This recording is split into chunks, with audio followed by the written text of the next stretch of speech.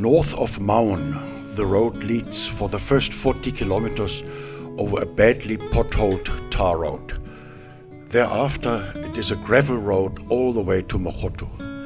It is one of the worst roads in Botswana. Every year it seems to get worse, with no change in sight. It is the access road to two of the most prominent game reserves of the country. Not good advertising for tourism, I suppose.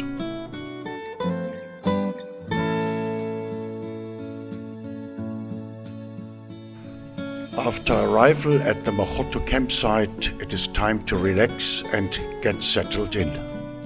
The ablutions are within walking distance. Today is the first day in the Magotho area. The Magotho campsite is operated by the Khwai Community Trust.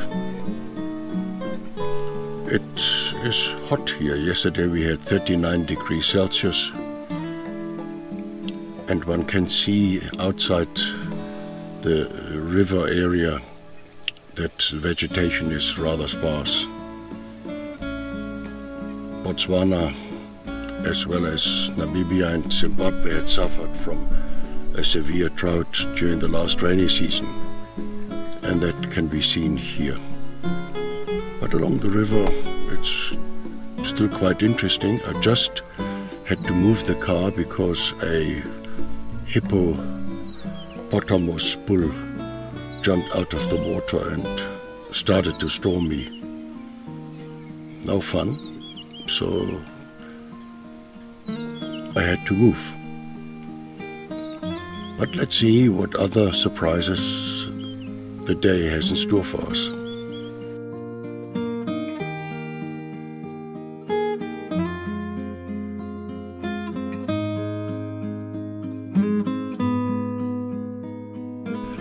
Game drives are routed mainly along the Khwai River, which forms the northern boundary of the famous Moremi National Park.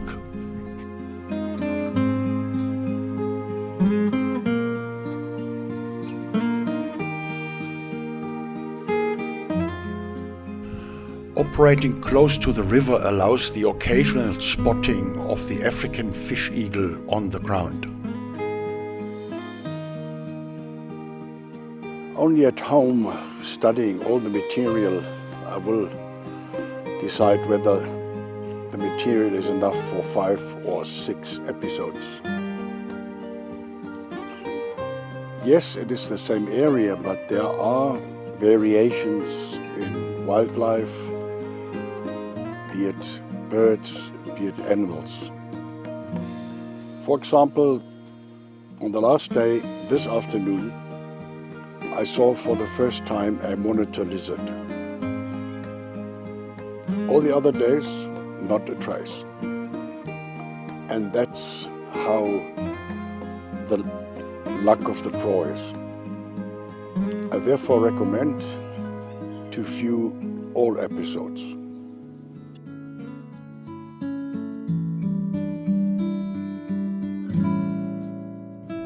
Especially early in the morning, birds tend to be very busy foraging for food.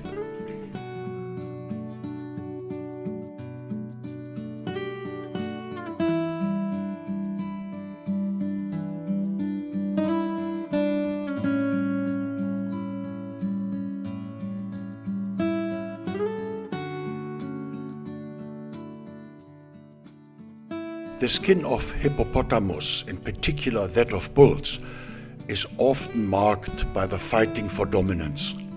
Here one can observe the wonderful symbiosis between hippo and the oxpecker.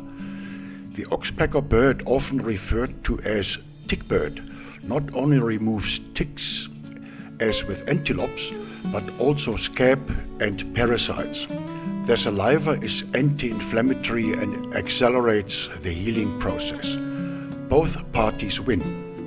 The hippo enjoys a faster healing process, and the oxpecker obtains some food.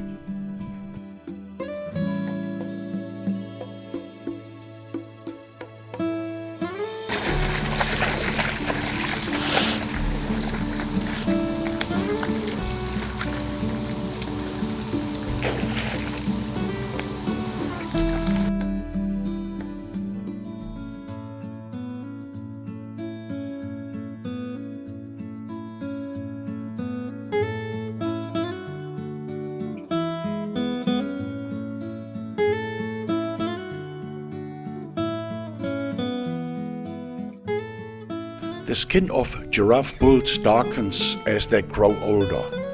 A bull is also quite heavy.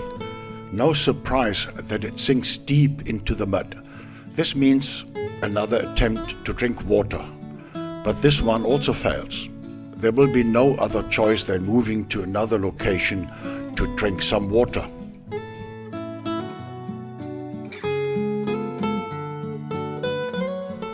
Professional photographers perceive it to be unprofessional when feeding birds for filming and photography. They think that it is unnatural.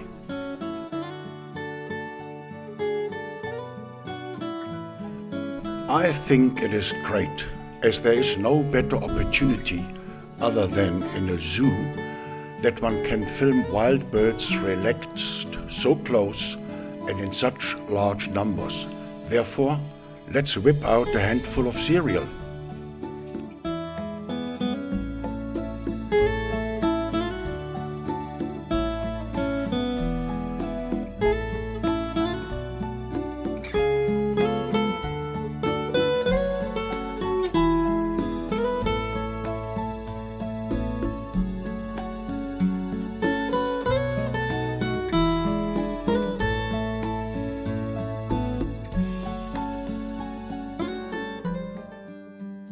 Tree squirrels, of course, do not count as birds, but accept the cereal enthusiastically.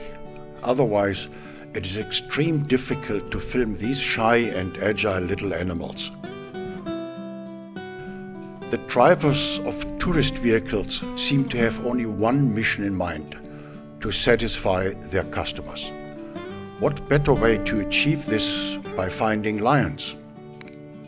Then there's often a sobering experience, because lions do what they like to do all day long: rest and sleep in the shade of bushes and trees.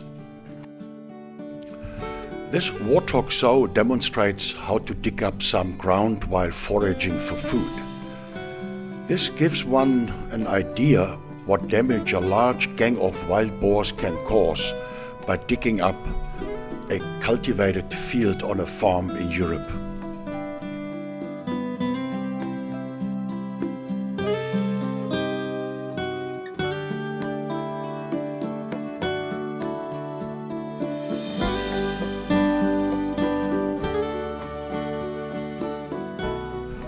This bird makes a warning call when it spots hunters stalking an animal.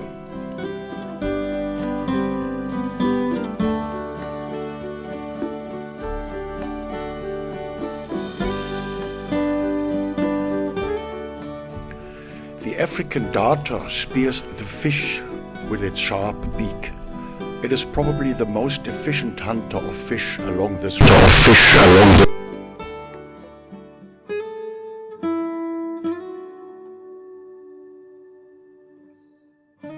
A letchwe ram. The raised hindquarter gives an idea that this animal is efficient in jumping across muddy areas.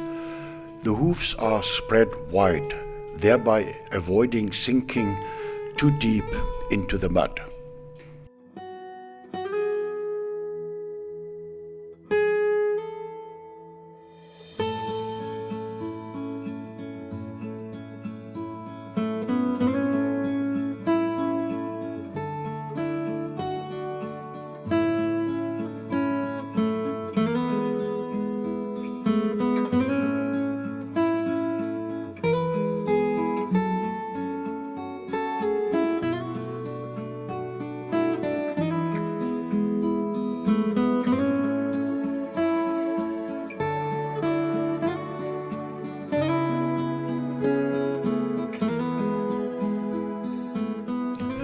And again, the sleeping pride of lion. One has to bear in mind that cats are active at night.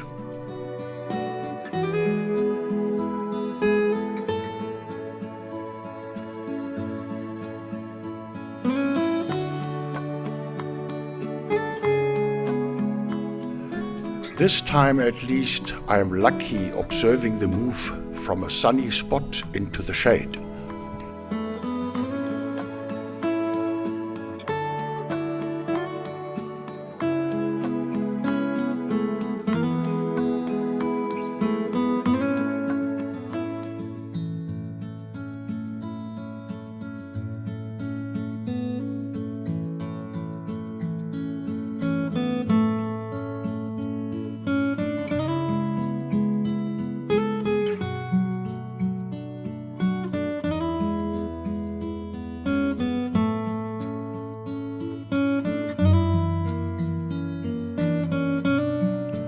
This is the paw of a lion. The claws are typically cat-style, retracted and not visible.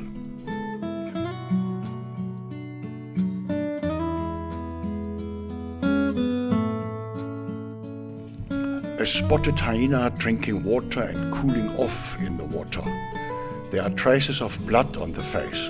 It appears as if this hyena had been feeding on a carcass not so long ago. Surprising to spot just one animal. Normally they are occurring in groups.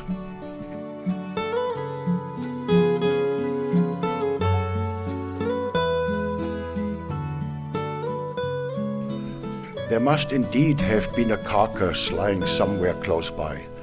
This marabou stork also feeds on carrion, like the vultures. There are no feathers on the neck, similar to that of the vultures. Vultures stick their head quite often deep into a carcass. When retracting the head, feathers on the neck might get stuck like a barbed hook.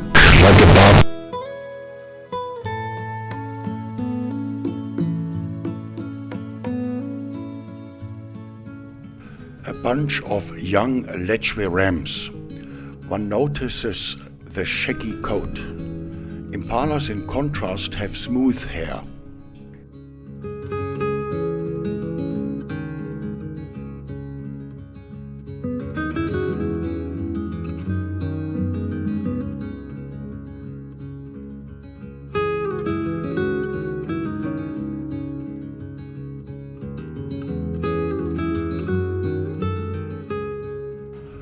Contrary to the bulls, kudu cows don't carry horns.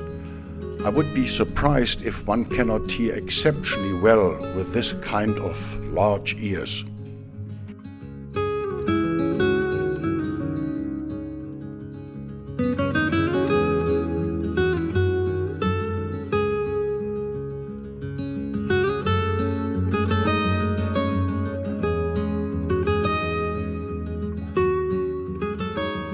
The open-billed stork is a champion in finding water snails and in the cracking open of their housing. The name represents the fact that it cannot close its beak completely. This open beak is, however, the ideal tool to crack the shells of the snails and extract the meat.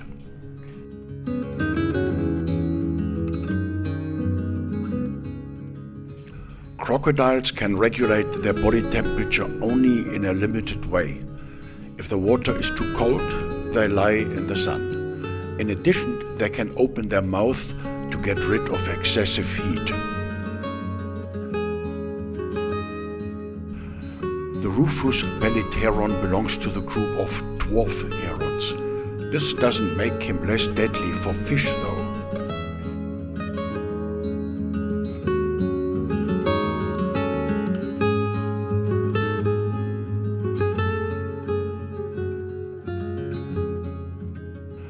Wattled cranes are mostly seen in pairs. Rarely do they fly in large flocks.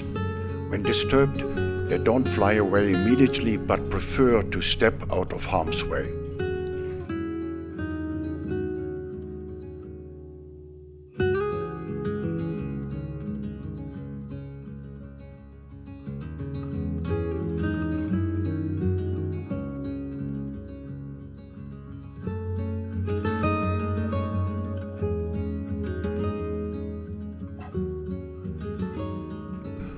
Kudus are part of the group of spiral-horned antelope.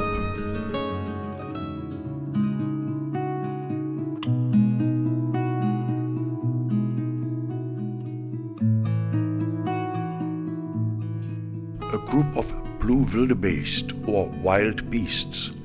They are often seen together with zebras.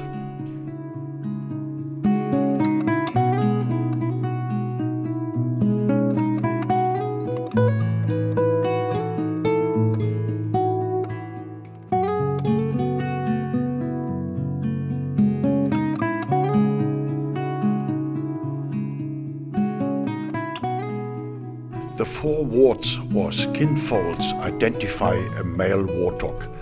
As the neck is quite short and the food is predominantly taken from the ground, it prefers to forage for food on its knees.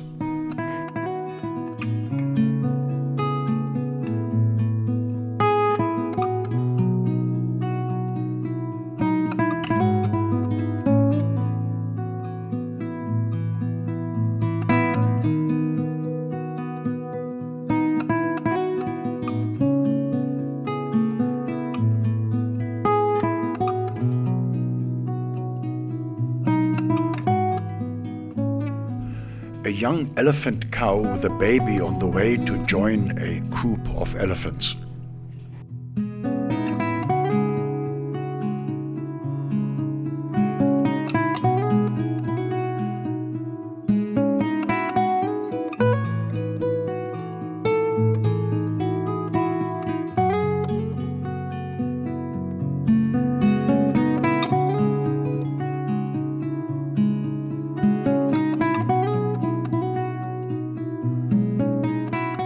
No inhibitions when urinating into the drinking water. Why should the little one have a problem with this if the adults demonstrated how it's done?